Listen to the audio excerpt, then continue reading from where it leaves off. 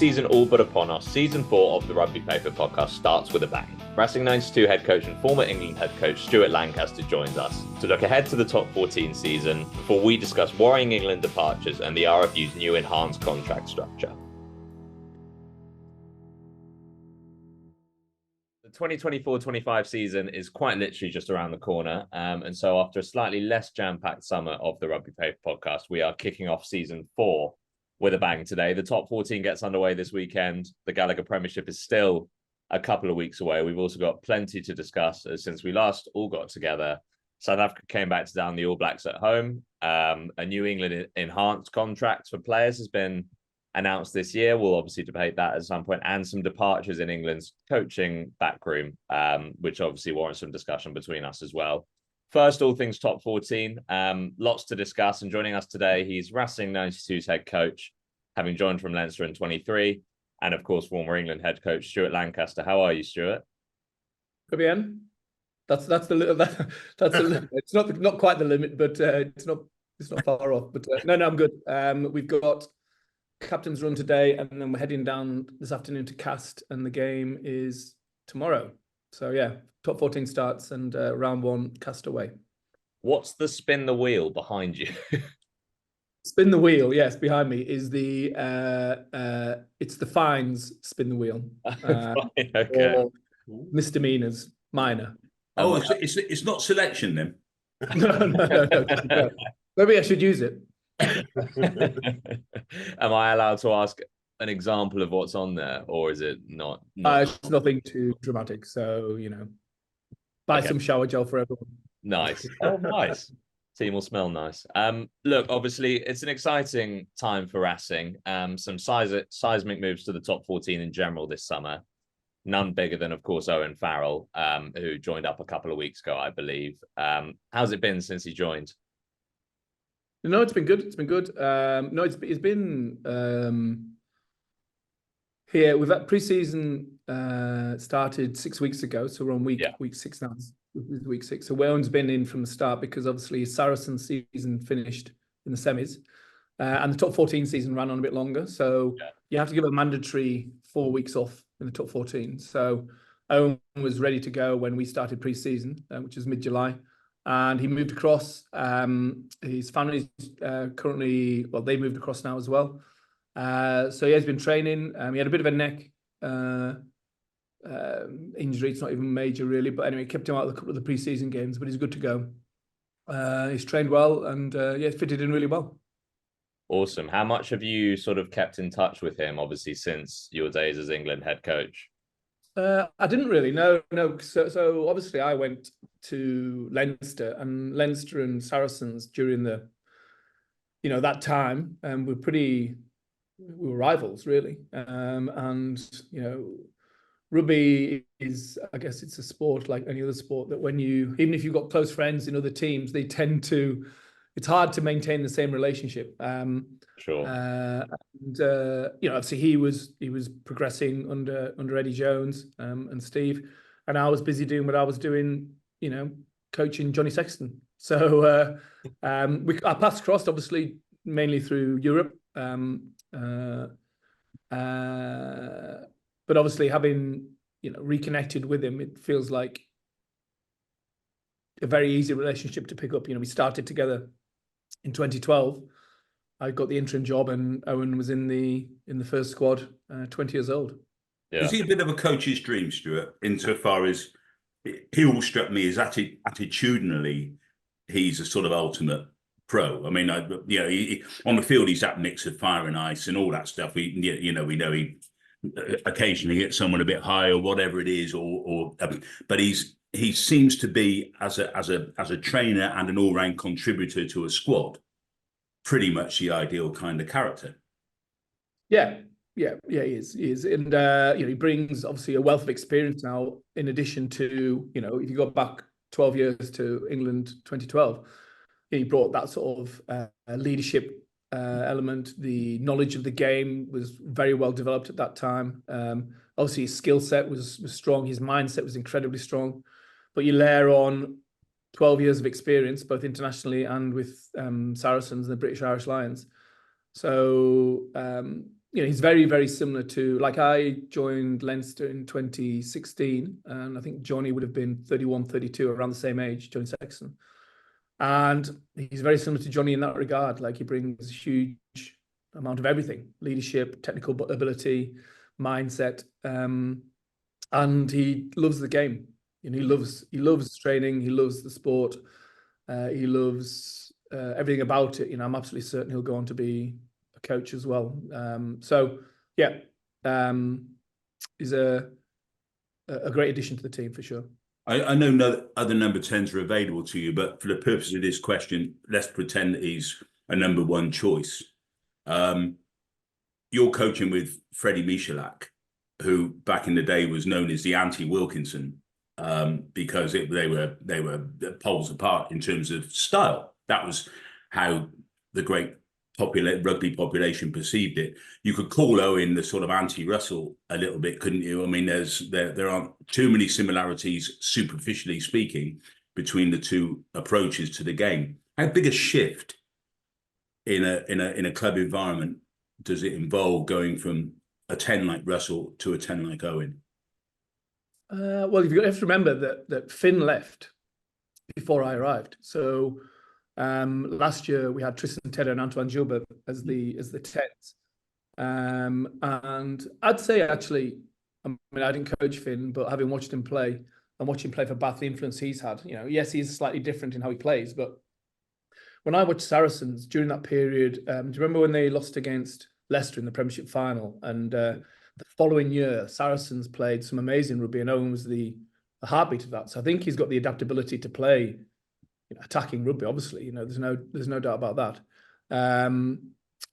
Sometimes Owen has to, fit into what the coach wants, and so from a Racing point of view, we actually just needed someone to fill that void in quality at 10, because when I first arrived, Bun Barrett was linked to the club, and then after Bun Barrett, Marcus Smith was close to arriving, and now Owen's come. So I think the players have responded very well. Like, you're talking about people like Gil Fiku, Cameron Waukee, these guys. I think they've really enjoyed working with Owen. And I think it's been nice for Owen, to be honest, because he's not the captain. He doesn't have to be the captain.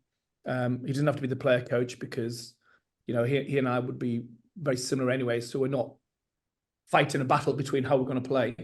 Freddie Michalak and Joe Rococo both got on well with Owen. Freddie's interesting because you talk about that, and Freddie, and I obviously work with Freddie now. I've worked with Felipe Contepomi when he was at Leinster, and Felipe Contepomi, the player, and Felipe Contepomi, the coach, are two actually different people. Felipe is very detail orientated. Freddie's very detail orientated. Amazingly, really, got this creative genius on a rugby pitch, but actually as a coach, is very detail orientated. So I think it's a good mix. Obviously, we've got Nolan Legare at 9, who brings that creativity. And Nolan's had a shoulder operation, so we've not actually. Nolan's not selected this week for the game, but he's very, very close to selection. So what I'm really looking forward to is the Nolan Legare Owen Farrell relationship, because Nolan's maybe a little bit different to a traditional English 9, who would obviously give the ball, occasionally make a break. Nolan's all for, exploiting space around the ruck. So that's going to be an interesting combination. I was actually going to ask you about that, Stuart. That whole 9-10 balance. All these generalizations aren't really worth the paper they're written on, generally speaking. But it is always perceived in France that the 9 takes far more of the sort of playmaking responsibility, if you like, the generalship of the team. Maybe the 10 does in England. I mean, is that true, or is it balls? And if it's true, how does that work with a player of the stature of Owen Farrell playing at 10? Yeah, no, that's a good question. And yes, it is true. It is true in France, I'd say, for sure. When you look at around the league, there's some very, very good 9s. And I think the way in which they're coached as a young age breeds this confidence and this leadership and this ability to sort of see space around the ruck. And the French, attacking system is often based around attacking around the ruck, with an offloading game, the way Toulouse play, pick and go with an offload, which leads to a line break, which leads to a try. And that's based around nines who can see space and not just pass the ball. So that's why it'll be intriguing how they work with each other and off each other. Now, Nolan's he's been training, albeit non-contact, over the last 2-3 weeks, and even just watching them together in training, you can see the synergy growing. But I think Owen's really looking forward to that. That's not the only thing he's looking forward to. I think he's looking forward to the whole variety of things that have been in France, but one of the things he's really looking forward to is adapting and trying to play with a number 9 like Nolan. So it'll be fascinating. Now, I can't answer the question about how it's going to go because it's not happened yet. But from what I've seen in training, I think it'll work well. As long as both of them are prepared to sort of, share the responsibility. If it becomes a power battle, then I'll have to intervene. Stuart, Racing are a very particular club historically. They're like Quins. They have the DNA, the reputation is for a very particular brand of rugby.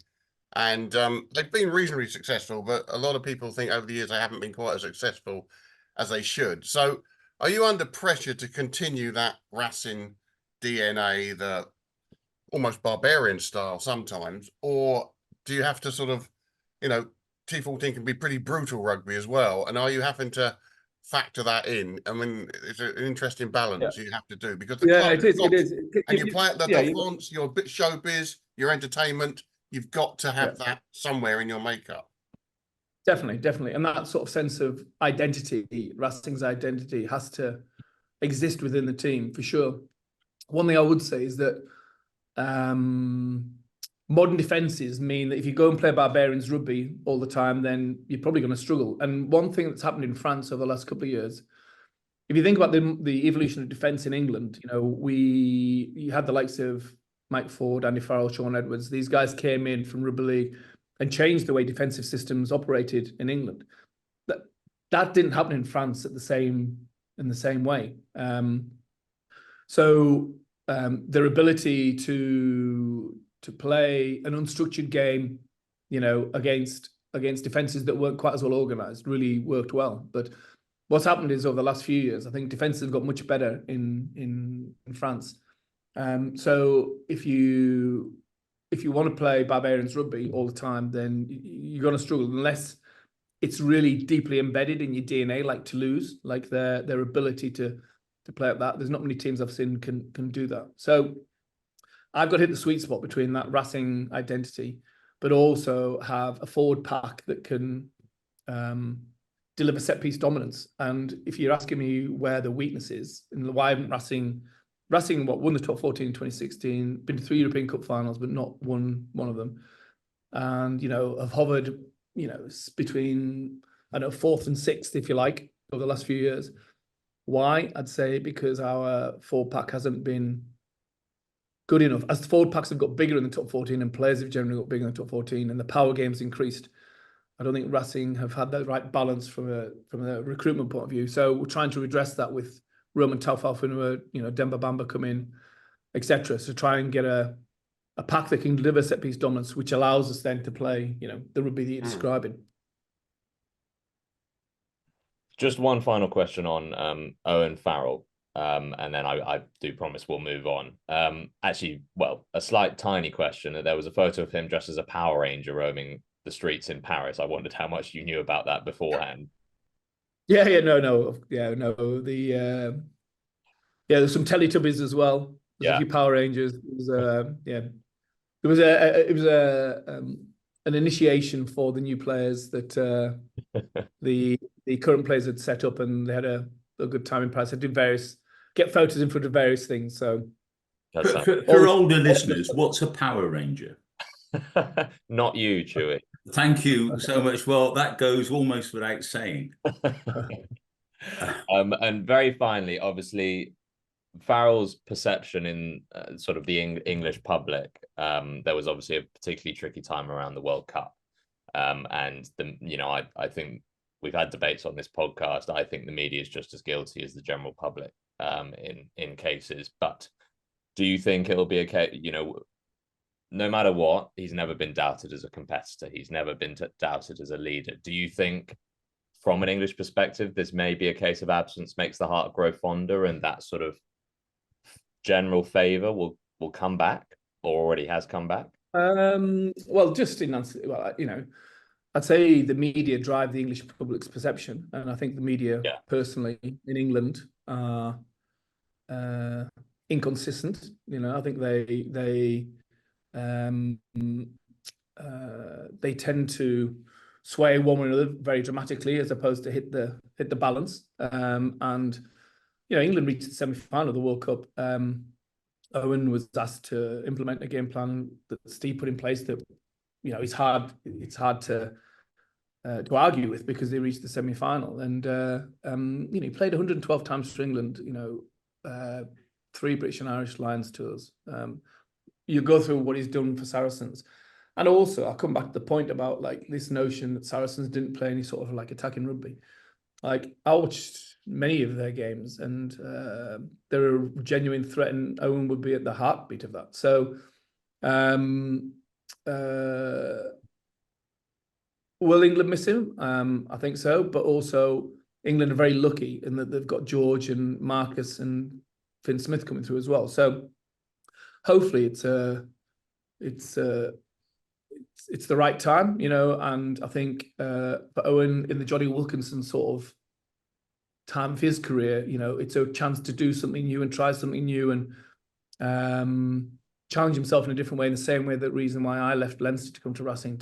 It's hard. It's not easy to come to France and try and be successful, so he's not taking an easy route here. But I think it opens up the door for Marcus and Finn and George or whatever to play, and I think that's probably. So I think it's the time's right for all parties, and hopefully England look back at a player who gave everything. And certainly when I watched him play, and when England played, England would have really suffered without him if he wasn't there. I'm absolutely certain of that. Stuart, on it being really hard, I was struck when Sam James at the end of the last season announced he was going to move to France, and he didn't tell us where. And I kind of assumed it would be a Pro D2 team that required that really good all-round talent. But no, he's opted for the big time with you. He's still only 30. I thought that was quite an instructive decision from him. He's in his own mind. I don't think he's done yet, is he? As an absolute top player, no. And that must be good for you. He's been so impressive.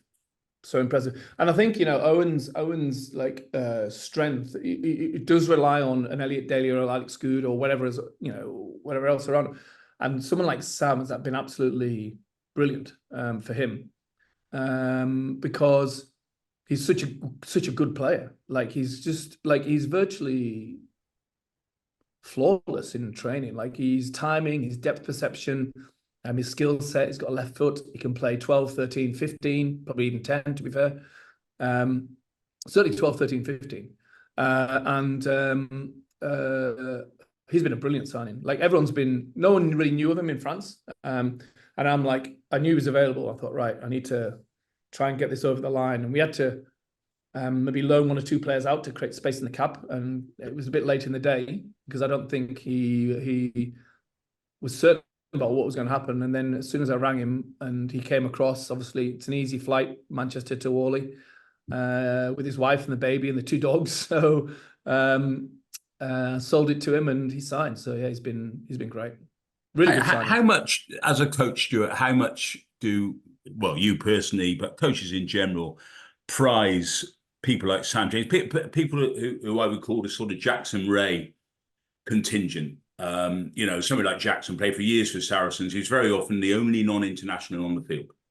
Yeah. Starting lineup, but he meant so much, was so central to what was a very, very successful club environment. And you could put Sam James in exactly that category. How much do coaches prize the sort of non-glitterati, if you like?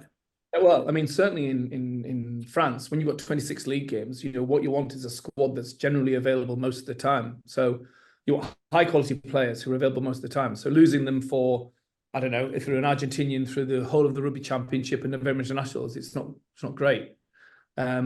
Losing players from France, you lose them through November and Six Nations. So the top 14 just keeps on rolling on. So, I would say very highly. Obviously, the challenge in France as well, you've got to hit the right GIF number. You're only allowed a certain number of non-GIF players. So Sam, obviously, and Owen are both in that category. So you can't just fill them up, fill your whole squad up. You've got to hit this French. You've got to get your DNA should be French. Hit your quotas. Yeah, but your DNA should be French. But I think if you take Gail Fiku for example, and I was only chatting to him the other day, and he said, "God, I didn't realize how good Sam James was." So, I was surprised Sale would let him go.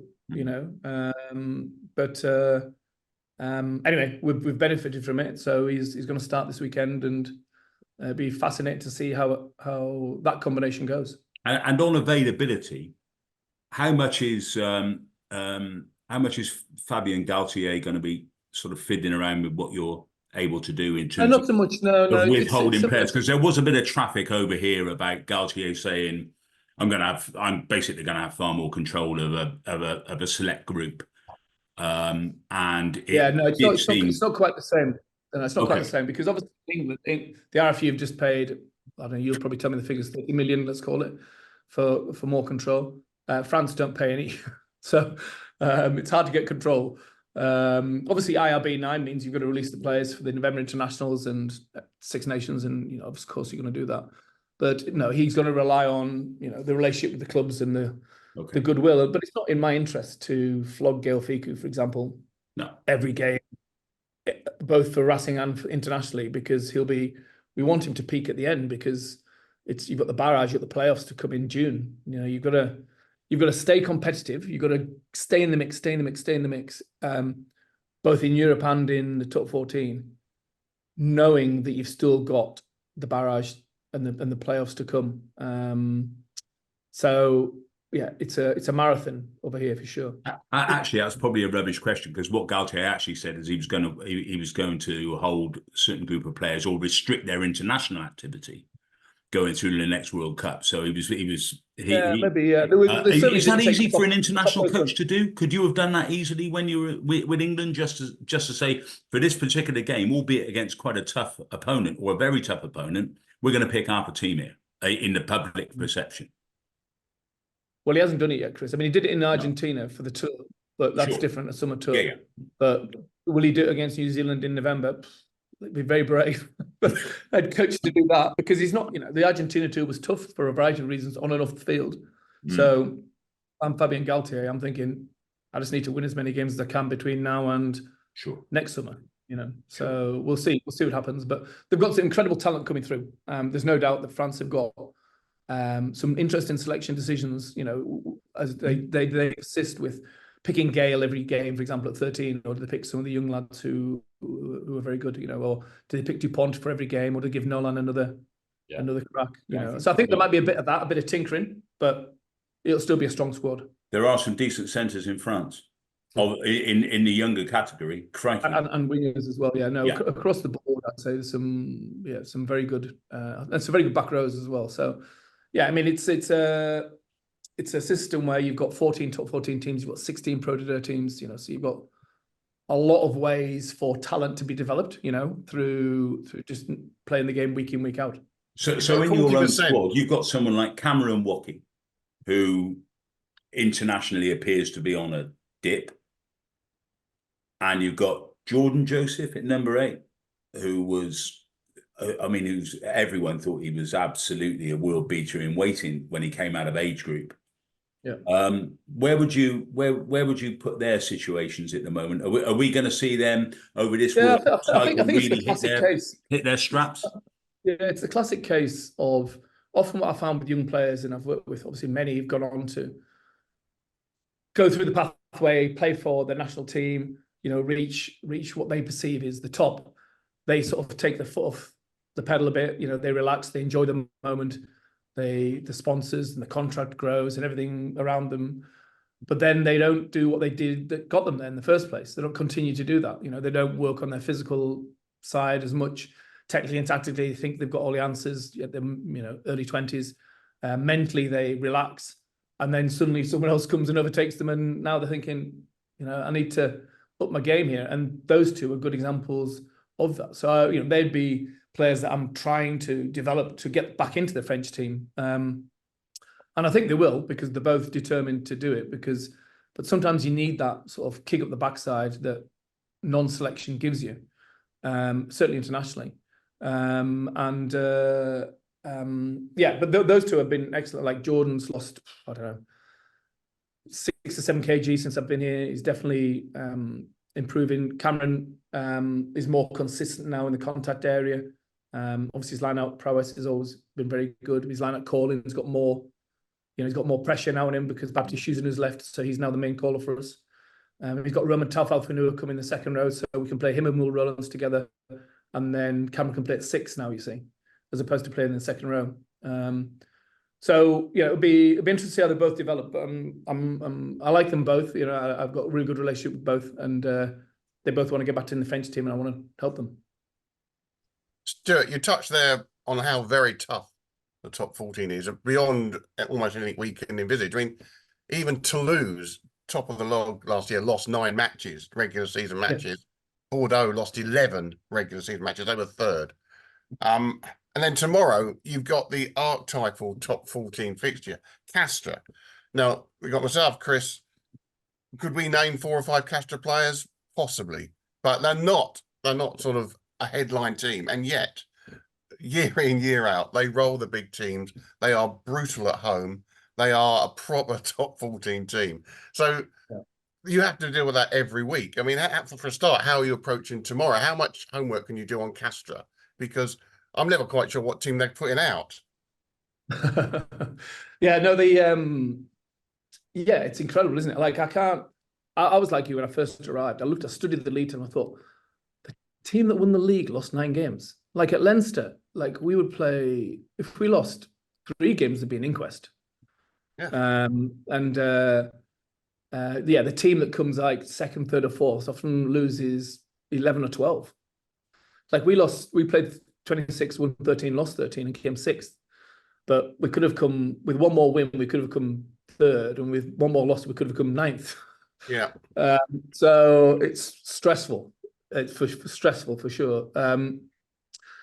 So that's why you're in the big bucks, Stuart. Why is it like that? It's like that because there's a variety of factors. I think the salary cap is adhered to, and virtually every team spends up to the cap. So you've got this equalisation of talent. So it's not like Racing. Jackie's got plenty of money, but he can't spend any more money because the cap's taken its equalised, the talent, if you like. So there's lots of teams with talent, and good talent as well. And a lot of overseas players are coming in to the top 14, which makes it more and more competitive. I think the quality of the conditioning and the defence and the coaching, I was at Leinster, we would always respect the French team, but we'd find a chink in their armour somehow, but there's less chinks for sure. And then you layer on the emotional factor of playing at home in front of your home crowd. And, it's not like in England where we've got 92 football clubs. There's less professional football in France. So rugby in a lot of these towns is the dominant sport, and it's the place where everyone goes to honour their town's pride and history. And so when you go to Castres or you go to Oyonnax, played last year, or it's like playing Perpignan, these grounds are so hard to win because of the sheer intensity of the crowd that brings alive another 10% in the player that seems to have a 10% negative effect on your own team. And then the referee is part of the equation as well, because you've got this amazing league with amazing players gravitating to it, but yet the professionalism of refereeing in England is far ahead of the professionalism of refereeing in France. So in England we had full-time referees for Wayne Barnes being at the helm of it 6, 7, 8 years, certainly when I was there under Rob Andrew, and that was the professionalism of referees in England, and we're talking like 2012, 2013. It's only this year that Matthew Reynal and Ramon Poit have been appointed as in charge of the referees. So now you've got two guys who are very, very good former referees leading the way in the development of referees in France. So I'm not saying, it's terrible refereeing, but there's definitely an element of like home crowd pressure, inexperienced referee, craziness of the game going on. It's an incredible cocktail, and sometimes it counts against you when you're the away team. So yeah, that's the answer really. Toulon home, it means a hell of a lot to Toulon to win at home. Cast at home this weekend. Racing, the City boys coming down. Yeah, they didn't have a game. They didn't have a game last week. So they've just waited 2 weeks for this. And Jeremy Davison's the head coach. So he's been involved in the French competition and the French league for a while now. So yeah, we prepared as best we can, and I've tried to, particularly the players who've not experienced it, like of Owen and Sam and these guys, trying to prepare them, but until it actually happens.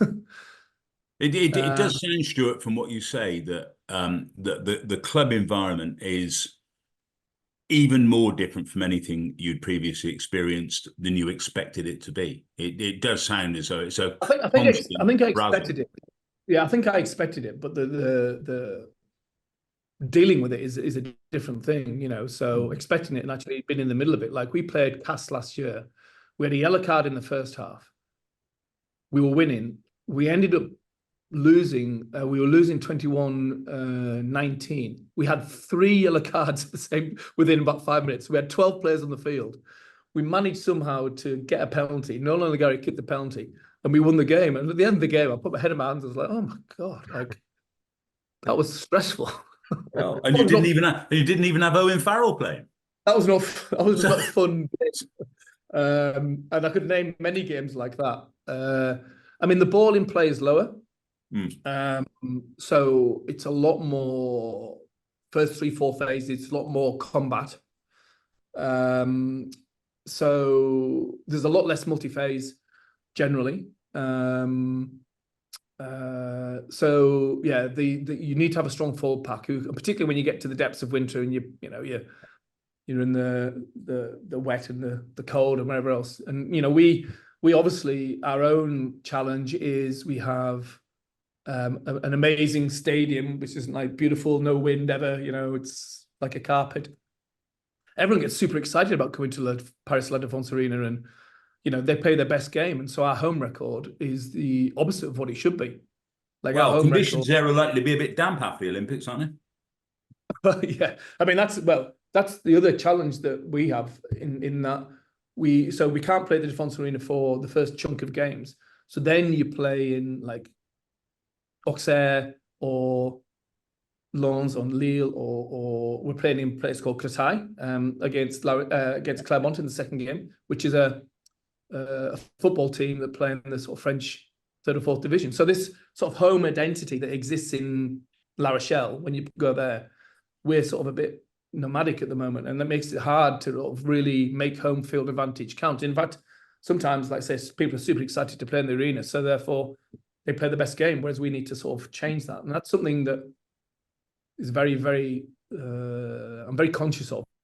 And I think I'm right in saying that the newly promoted Van, every home game is already sold out. Oh yeah, I think there's 50,000 applied for tickets for the Toulouse game this weekend. So the first game of the season doesn't get any better, does it? Van versus Toulouse. Oh, great! It's amazing. It's amazing, and you can see why French rugby is only going to go from strength to strength. And the Pro D2, like how strong is that? Like it's incredible, the crowds that they get. Incredible. We played Breed in pre-season, and we're playing as Ross Moriarty and Courtney Laws. That is ridiculous.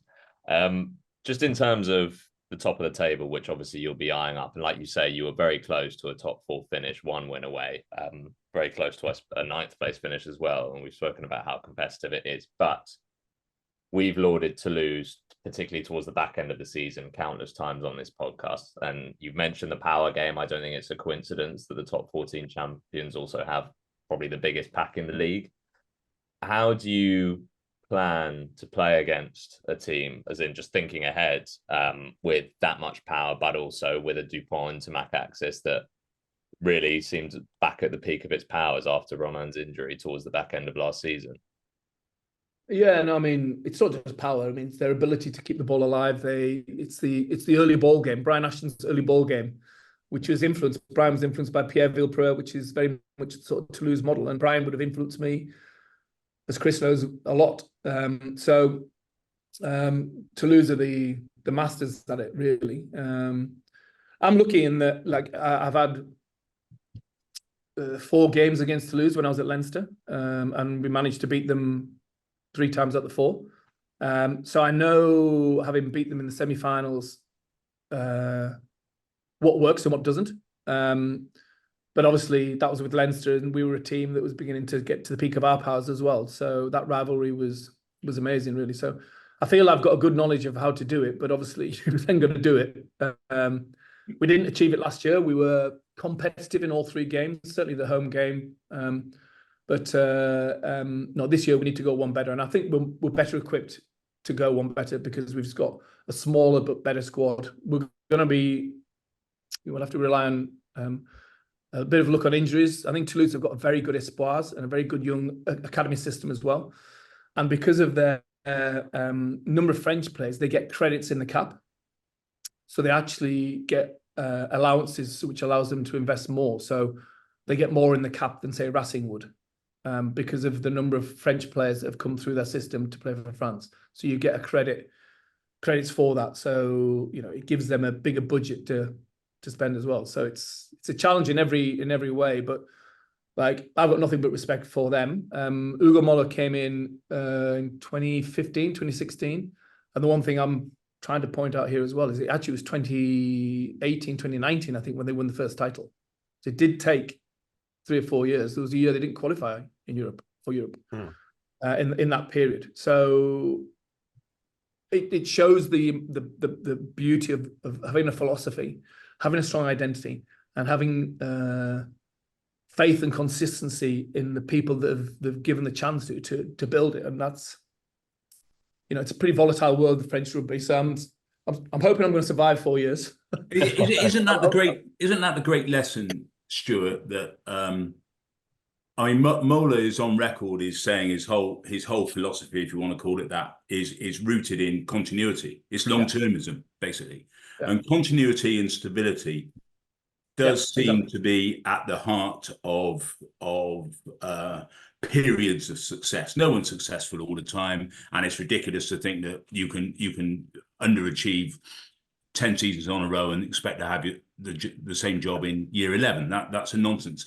But there is a balance to be struck, and Saracens found it, didn't they? They were going along at a coach a year for years, and then suddenly Mark McCall's been there since the equivalent of the Battle of Hastings. I mean, he may never move back. Exeter would be the same, wouldn't they? You know, Rob Baxter's, he's brought them up from the Championship, and they've achieved amazing things. So I think, there's definitely a lesson in that. Also, I think there's a lesson in you still, even if you've got the same people, it's little changes along the way that make it successful. So Leo's been at Leinster all that time as well, 10 years probably by now. And then, Felipe came in, he left. Andrew Goodman came in, he left. John Fogarty left. Robin McBride came in. You know, 1 or 2 players left at the top end. Some younger players came in the bottom end. And so that natural evolution, so you can't just have the same players, the same coaches doing the same thing year in, year out to expect success. But if you go for radical change year in, year out, then you're always trying to establish cohesion. And like, one of the challenges for me is to, like, how do you get cohesion on the field, unconscious cohesion with a diverse group of players from lots of different countries, with, a change in the squad every year, and so a bit of stability for us will be good. But stability is hard when you've got the pressure of results and everything else that goes with it. We lose Siya Kolisi, for example, when ideally, he'd have stayed, and then you can build that axis of leadership that you could have in your mind with Siya, Gail, and Owen. Yeah. On the Siya subject, obviously, it would be a shame should he depart. But what impact has he had since he came in? Yeah, no, he's been very committed to the cause and everything else. But obviously, once he decided to continue the regional plan was not to continue playing international rugby. But then once he decided to continue to play international rugby, that then changed the dynamic a lot from both parties. And obviously he goes back to South Africa, and his family's back in South Africa, and he's probably realizing that to play, because you're a South African rugby player, you're playing 12 months of the year, and at 33 years old, that is tough to do. So yeah, it's not all completed, but it's going down that route for sure. Yeah. You're I know from our past association, Stuart, you're quite the self-examiner. You do ask yourself a lot of questions, and you're quite microscopic in the way you assess and analyze what you're doing as a coach. When you get to the end of your French sojourn, for want of a better word, whenever that may be, how much better a coach do you think you will be at the end of this process than you were when you took the England job in 2012, whatever it was? Well, yeah, I mean, hopefully a lot better, because, like you ask a teacher, you ask a police officer, you ask a, surgeon, do you get better with time? Of course you get better with time with an experience, as long as you reflect on it and you learn from it. So, intense period with England, 7 years at Leinster, which has given me great knowledge. And the advantage of club rugby is that you're doing it week in, week out. International rugby, you've got this sort of quiet period, tidal wave of 4 games, quiet period. But when you're doing it week in, week out for 7 years at Leinster, lots of lessons learned there, working with great players, helping Leo and the team, achieve things, and then trying to take all that learning from England and Ireland and bring it into a French team, and then doing that for 30 odd games a season last year, plus 30 this season, and hopefully 2 more. Should definitely be better. And but yeah, it's this is a difficult job. The language barrier, the challenge of coming in as an English head coach, not being fluent in French, trying to change a few things, the way in which you train, the way in which you play, the way in which we attack, defend, inherit a squad, and then try and change the squad at the same time. It's definitely in the difficult category, but enjoyable as well. And the reason I did it is because I don't want to finish my career at the end and think, oh, I wonder if I could have done that, or should I have done that? I spoke to Brian, Brian well, and Brian Ashton, and I think one of his big regrets was not spending more time in France and doing more coaching in France. And I didn't want to be, so I asked his opinion at the time, and he said, no, you should do it. And I'm glad I've done it. I'll be a better coach at the end of it. And who knows what will happen after that, but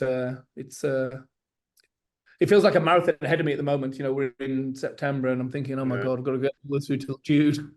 So I've got to find a way to self-manage myself as well, because if, as you say, I'm pretty detail-orientated and want to try and do everything well, but you can burn yourself out as well. So I've just got to make sure I get that right balance.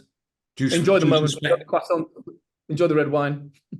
Do you suspect it's easier to have gone into the big melting pot of a capital city where, in another life, the job might have been Bayonne, let's say, or a much smaller environment where you would have been recognised, pretty much in the street, and people would have told you your tactics and your fortune and what have you far more readily than if you're wandering down the Champs-Élysées, I guess.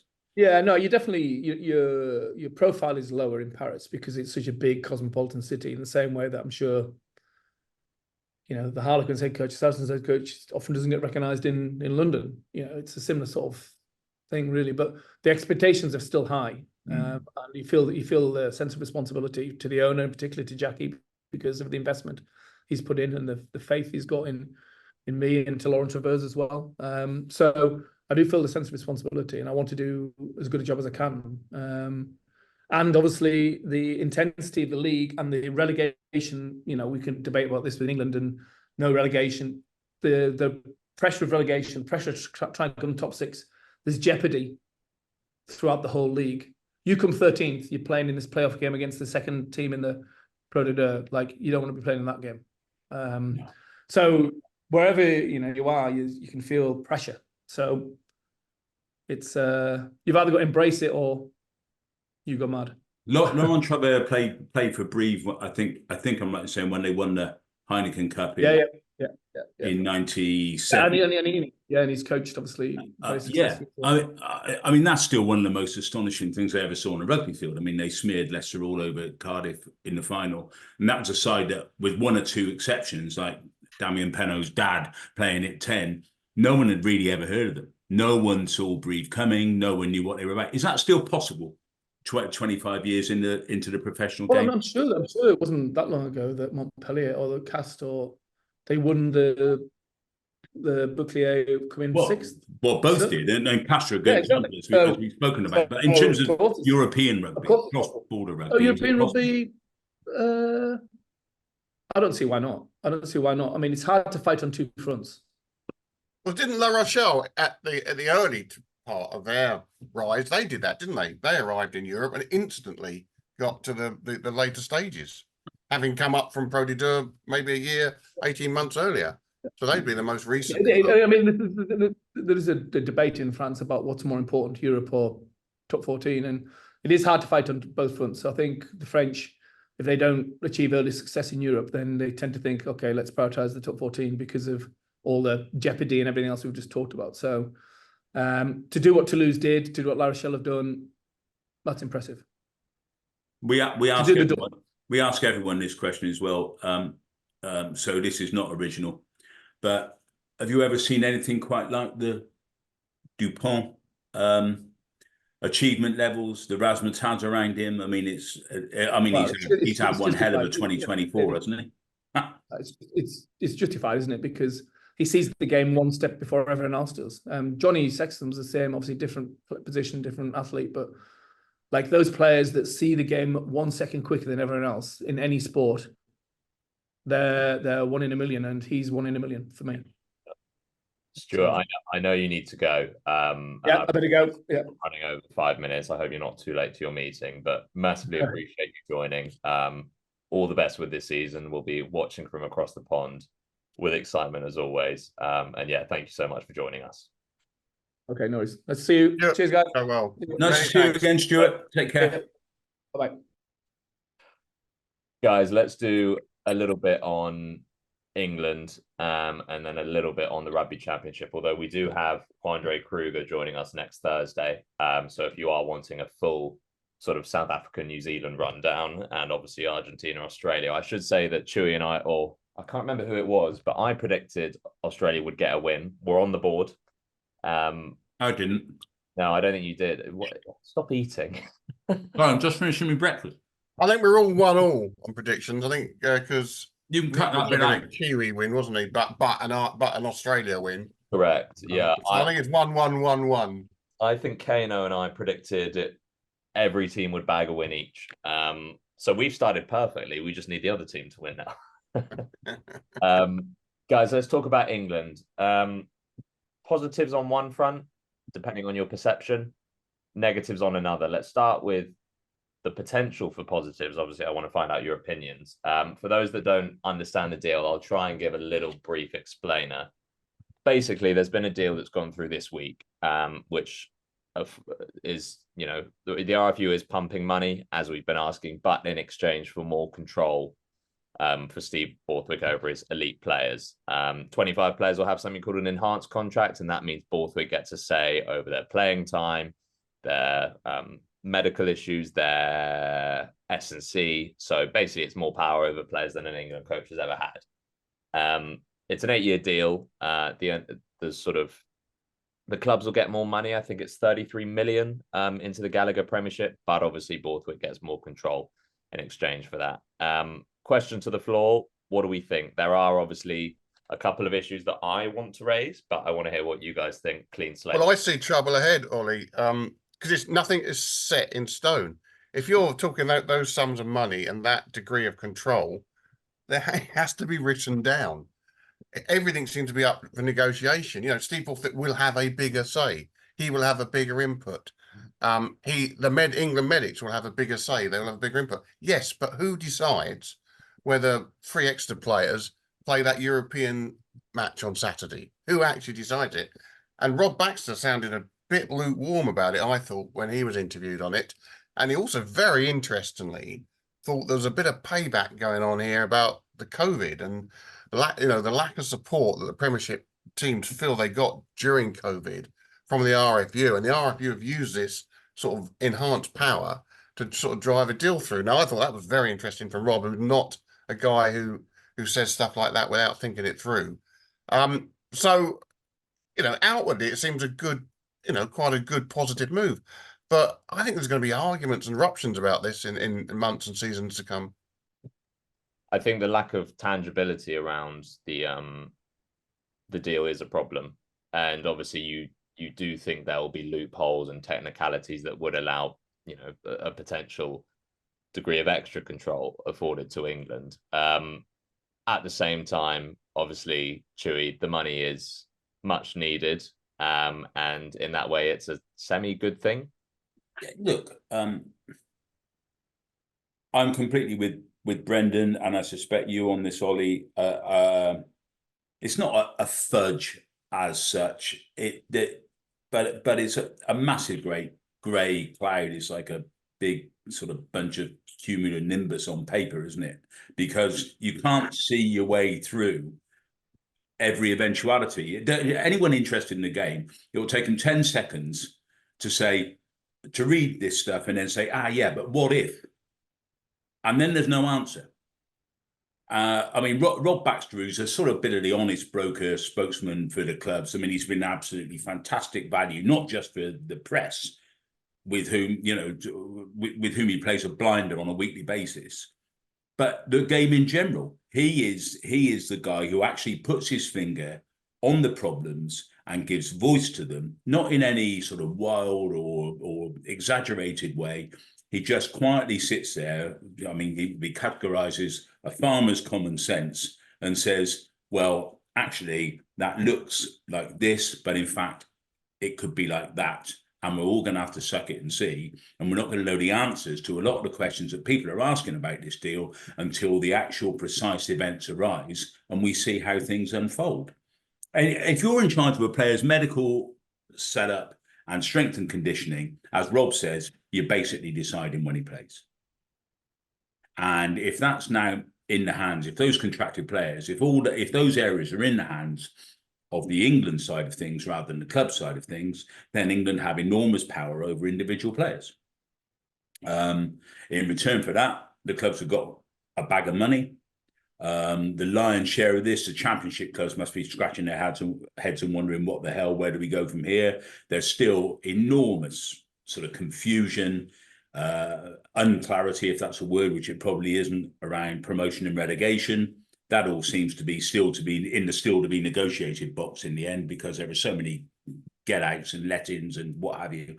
There's no clarity there at all, as far as I can see. So in that sense, nothing much has changed. The gaps between the Premiership and the Championship is so huge as to be barely bridgeable. And it'll be, what do the broadcasters think about seeing a side come up who obviously aren't going to be able to win a game all season? They're not going to be very keen on that. It's not like the French system. It's much more of a turf war in England between the union and the clubs than we see in France. So, yes, we needed a deal because the clubs financially, most of them have their backs against the wall. Gloucester are of real concern at the moment, The stuff that they themselves put out as to their financial prospects, it didn't fill anyone with any great sense of hope or joy. They are finding it very difficult. The COVID loans make it more difficult. And there are fears that they could be in quite a difficult financial situation. Well, that's terrible. I mean, how many more teams are we looking to lose? You'd have to think that ticket prices won't be dropping either. Obviously, Jesus, but Bath and Exeter, it's 90, best part of 100 quid a throw. Well, this is the thing, and obviously you're now seeing England players far less. Obviously, people pay to see the best players in the world on the pitch. Who's going to book a game around December time, post-November internationals, when your Maro Itoje's need a break? Obviously, last season he didn't get a break, but you can sort of bet your bottom dollar that he certainly will this year. Would you pay that much money? No. And Stuart was saying how Prodi does sell tickets out. Gallagher Premiership struggled last year. Newcastle fill their tiny stadium. You'd have to think it'll be the same, if not worse, this year now, because you can't guarantee that you'll be seeing the superstars that you're paying to see? Well, that's a good point. I mean, I take the superstar argument with a pinch of salt because rugby just ain't a game where the same blokes can play every week. It's just not. Even if there wasn't an international call-up, international control dimension to this discussion, there are just injuries.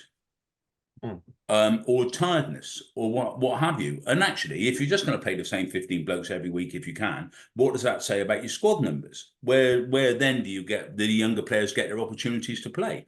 So there's a whole bag of issues around now. I think supporters can only expect so much in terms of selection, but what they can expect is not to pay the best part of £100 at Bath to sit on the flower pots in the teeth of the prevailing southwesterly, which may well be accompanied by torrential rain, get absolutely soaked to the skin. So it's the sort of rain version of being Captain Oates. You paid £100 for the privilege, and you've watched a game that may or may not be on a ploughed field.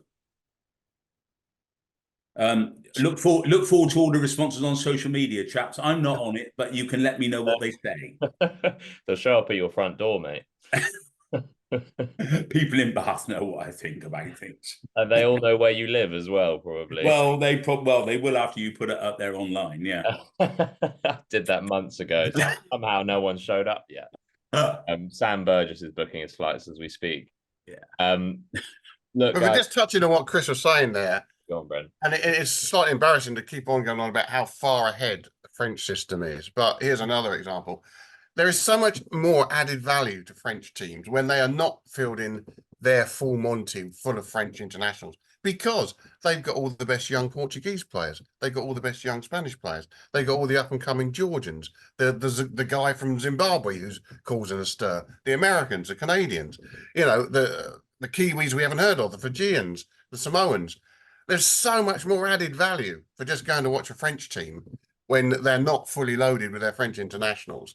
And we're missing out on that because we've become a bit xenophobic about it. I don't know why we aren't picking up these sort of players who are bottom dollar, good players, very promising players, but they don't command top dollar. I've no idea why we don't get a bit more adventurous in who we sign in England. Guys, I mean, the sort of, what's the word, unequivocally bleak news with England is departures. I'll start with the perhaps less seismic one, which is Aled. I mean, that's probably doing him a disservice, but only because the other one is so seismic. Aled Walters, strength and conditioning coach since 2023. He's departed for Ireland, but the sort of biggest, and Bill Sweeney has described it as deeply disappointing news, was Felix Jones. We have spoken about England's revolution, and obviously the attack has changed, and that's been more of a mindset, but the defensive revolution has been led by one man in particular. Blitz defense, give it time, completely new system. That's all we've been talking about. 8 months in, Felix Jones is leaving. It's very strange. And guys, what can we infer from this? It's obviously a bit of a coaching disaster. And it sort of echoes in a way of the Eddie Jones era with all the constant reshuffling in the back room, bringing Kevin Sinfield in with a potential exciting undertone to that. That doesn't quite work out. He's sort of relegated to skills coach, and now this. What do we make of it? I'm only guessing because nobody knows, unless they're inside. But I mean, the Sinfield business just strikes me as we talk about lack of clarity over the new professional game agreement. I don't quite know what Sinfield's situation is. Is he going? Is he leaving? Is he going to extend his contract? Is he going to be a consultant? Is he going to be full-time? Is he going to be skilled? Is he going back up to defence? I can buy the fact that here's a bloke with tremendous knowledge, tremendous charisma. He's obviously had a real impact on the sort of emotional, temperamental, psychological sort of richness of the squad. That's absolutely fine. So I'm not criticising him for a second, but there is absolutely no clarity over what he's doing and for how long. And if it turns out that a Felix Jones, for example, doesn't really like the instability within a coaching setup, which is big, but it's not that big. I mean, it's if you have a designated role, but you're not sure whether the bloke down there is going to have a big part of it, a small part of it is going to be the next man in, he's going to be the next man out. If you're trying to work closely with someone who you don't know really what they're doing and for what reason and for how long, that's quite difficult. So I think we could probably, if I was the RFU, I'd be saying this, I'd be coming to an agreement with Kevin Sinfield that they can announce publicly, this is his role, these are the circumstances under which he's employed, and this is how long we expect him to be here. And then everything fits around that in terms of the other personnel. I mean, I think that's a pretty good guess on your part there, Chewy. I mean, there has to be a personnel issue here between Felix Jones and somebody. He's not happy with something, is he? He's been spooked by lack of clarity. Is he responsible for this, that, or the other? Is he the top dog in this area, or has he got to kowtow to somebody else? But as you say, we just don't know. I mean, it was a left field. It took the players by surprise, for sure. We assume it was a fairly happy tour in New Zealand. They did perhaps blow it a little bit retrospectively. They should have won that series, but there was no great calamity. There was no great downturn in performance. It was pretty good. So I don't think it's that. It must be a personnel issue. I would think so, and I would also say, I mean, we've just been speaking to Stuart Lancaster, and I was pretty much a supporter of a hell of a lot that Stuart did, with one or two notable exceptions. But I was quite a supporter, and one of the reasons I admired it is he brought some continuity to the setup, and he stuck with it. I mean, there was a little bit of faff around Andy Farrell in 2012 as to whether he was going to stay with England, stay with Saracens. Then he said he was going to come back. So he missed one tour, which is when they brought Mike Catt in. But basically, right the way through that World Cup cycle, I know it didn't end very well, but right the way through that cycle, where they had some good results as well as some disappointing ones, that team was solid. That everyone knew exactly what they were doing, who was doing the job, and what part of it they were doing. Graham Rantry was always there. Stuart was always there. Andy Farrell, Mike Catt.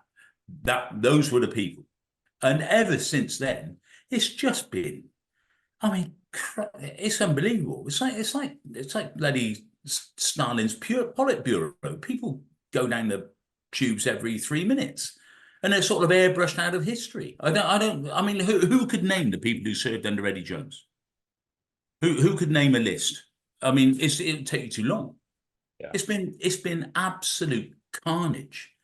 And to be honest, that turnover of personnel just smacks of a failing system.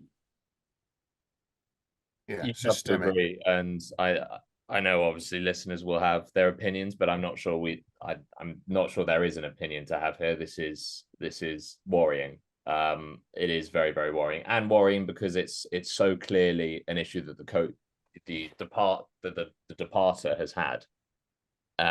You maybe couldn't say that about the Eddie Jones era, where it may have been Eddie Jones being particularly unhappy with the work a coach was doing, but there is clearly Felix Jones is not happy with something.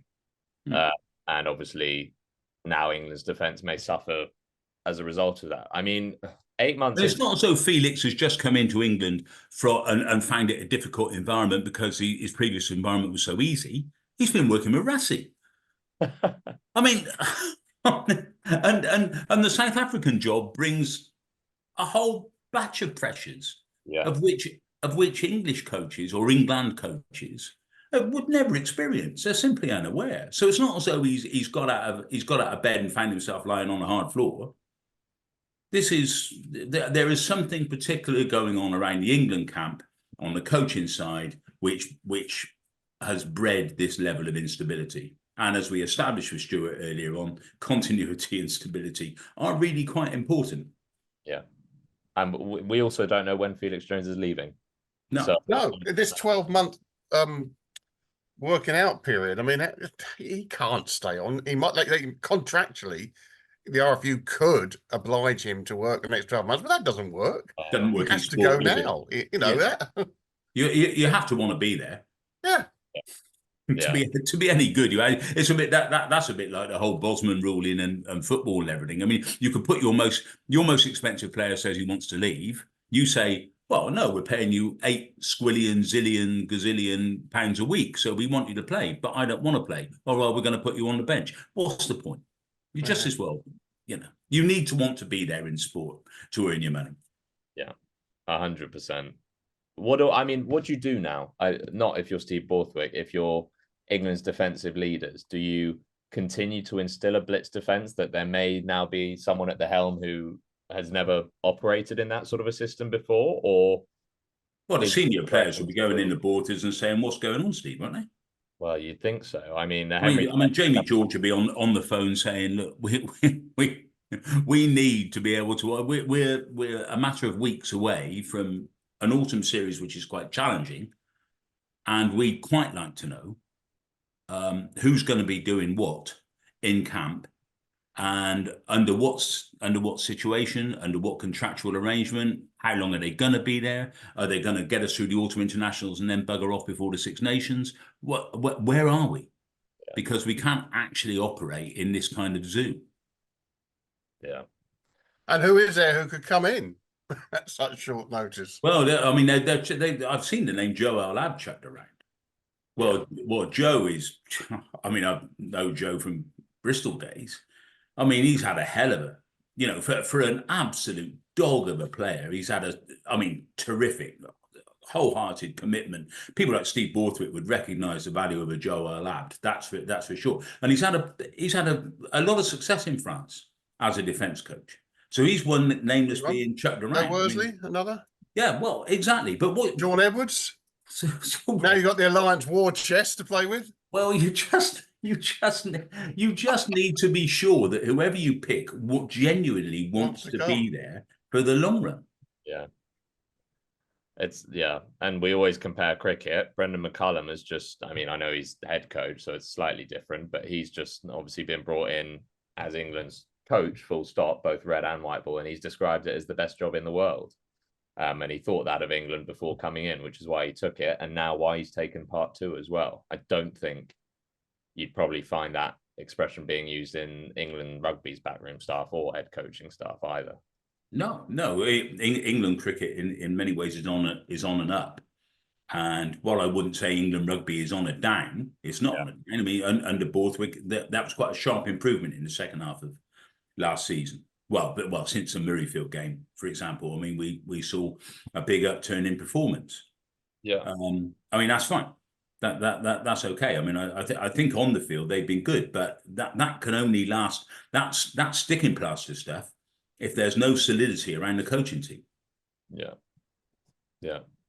it's concerning. We'll know by November. Or not. Well, we need to know in the next couple of weeks, to be fair. Bill Sweeney has said that he's not rushing. But he's not playing New Zealand, though, is he, Bill Sweeney? Which November are we talking about? As Clive Woodward famously said, judge me on the World Cup, he said before 99.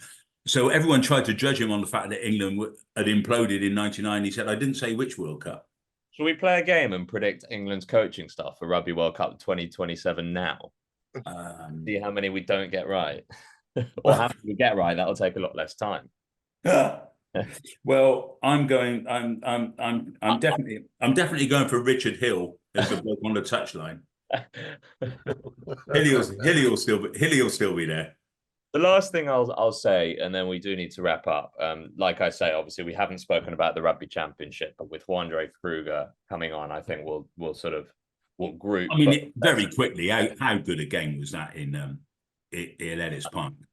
Yeah, it was. And my goodness, that and to watch the Australia-Argentina game or Argentina-Australia game immediately afterwards, it was a bit like watching some of the stuff in the cross hemisphere games earlier in the summer. The difference in intensity and quality and whatever, it was absolutely. I mean, I know it was hosing down in Buenos Aires, but my goodness, that was something at Ellis Park. My very quick comment would be, although I give way to Nobi in my admiration for the sainted DuPont, who is obviously the world's #1 player, Peter Steph Dutois is inches behind him. Inches behind him. That bloke is a remarkable rugby player.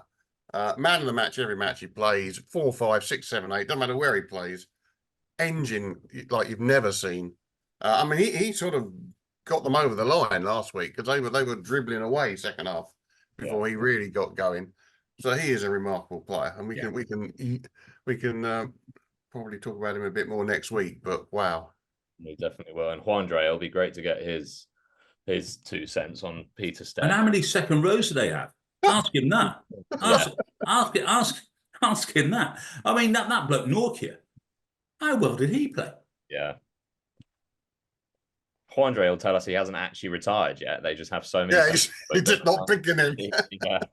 I mean, it's just ridiculous that they're not picking him in the Springbok run on side. Guys, look, the last thing I wanted to say, and this, I wanted your take on it. I think I'm probably clutching at straws here, but is there a narrative building here in England camp with Borthwick's hunt for control? Or maybe it's not coming from Borthwick, but you'd have to assume that part of it is with this new enhanced contract, the unrest in the backroom staff, and the people that have come in have quickly come out again. Obviously, Borthwick has stuck to his guns in Richard Wigglesworth, for example. Is there a little bit of a narrative in terms of a head coach trying to take English rugby by the scruff of the neck, perhaps excessively so? I don't think Steve doesn't strike me as one of those power freaks. And he's not an egomaniac. So there are 2 quite big categories of coaches which we don't have to put him in. He is an obsessive. I mean, he is one of the most sincere rugby people I think I've ever met. He is deadly serious, as we all know. I mean, Steve is. The similarities between Steve and Eric Morecambe are strictly to do with height. There is no other similarity. So I don't think he'll be chucking his weight around. But whether the standards and expectations that he is putting in place much more quietly and collegiately than Eddie Jones might have done, the things that he's putting in place and what he wants people to do and the standards he wants them to meet will be challenging for sure. But I don't think he's running around playing the big I am on a power trip, because it doesn't seem to me that that's in his nature, really. No, I agree. I mean, I thought I'd ask the question in case you guys thought differently, but that was Bren's quite the psychoanalyst on this kind of thing.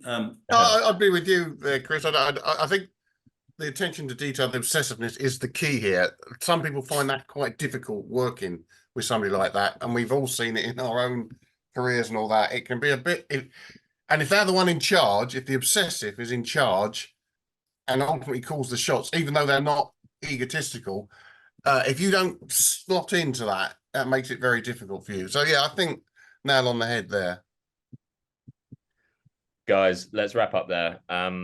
Massively excited to get going with the season with you all again. It does feel like it has been a little bit of a summer break, but yeah, Stuart Lancaster, phenomenal guest to start the season off with. Juandre Kruger, equally phenomenal, and then Luther Burrell is coming on. Very good. Very good. Oh, we can ask him about Sam Burgess. And then Sam Burgess is coming on the week after. Is that after he's come round my house or before? Hopefully before. And hopefully for our sakes afterwards, hopefully for yours before. Right, guys, thanks so much. I'll see you next Thursday. Good stuff. See you soon.